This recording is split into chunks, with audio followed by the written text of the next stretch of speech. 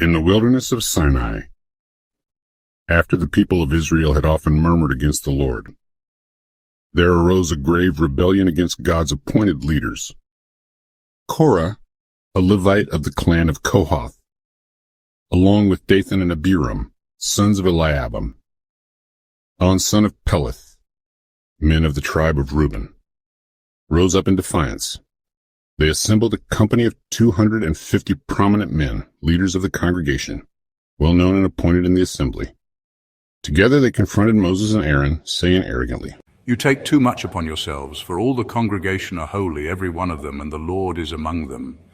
Why then do you exalt yourselves above the assembly of the Lord?" When Moses heard their accusation, he fell upon his face in deep sorrow and interceded for the people. "Tomorrow the Lord will show who belongs to him and who is holy, and will bring him near to himself. Do this. Take censers, Korah, and all your company, put fire in them, and lay incense upon them before the Lord. The man whom the Lord chooses shall be the Holy One. You Levites have gone too far." Moses reminded the sons of Levi that God had already set them apart to serve in his sanctuary, but they were now seeking even the priesthood itself, a presumption against God's order. Then Moses summoned Dathan and Abiram, but they refused to come. They accused Moses of bringing them out of Egypt only to let them die in the wilderness, claiming he had made himself a prince over them. In grief, Moses prayed to the Lord, "Respect not their offering. I have not taken one donkey from them, nor have I harmed any one of them." The next day, Korah and his company gathered with their censers before the entrance to the tent of meeting. The glory of the Lord appeared to all the congregation.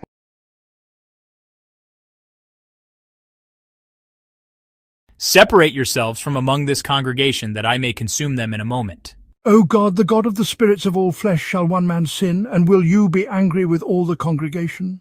God, in his mercy, commanded that the congregation withdraw from around the tents of Korah, Dathan, and Abiram. "Depart, I pray you, from the tents of these wicked men. Touch nothing of theirs, lest you be swept away with all their sins."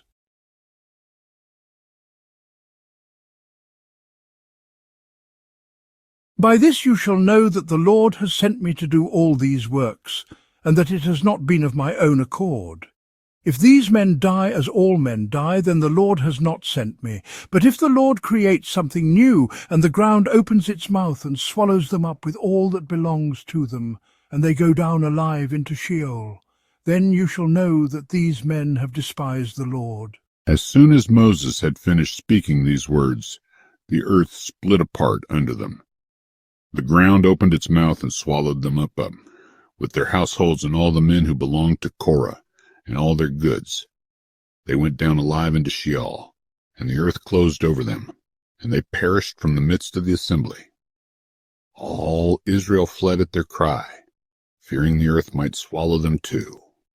Then fire came out from the Lord and consumed the 250 men who were offering unauthorized incense. The Lord commanded that the bronze censers of those who had sinned at the cost of their lives be hammered into plates to cover the altar assigned to the people, that no one, except a descendant of Aaron, should presume to offer incense before the Lord, lest he become like Korah and his company.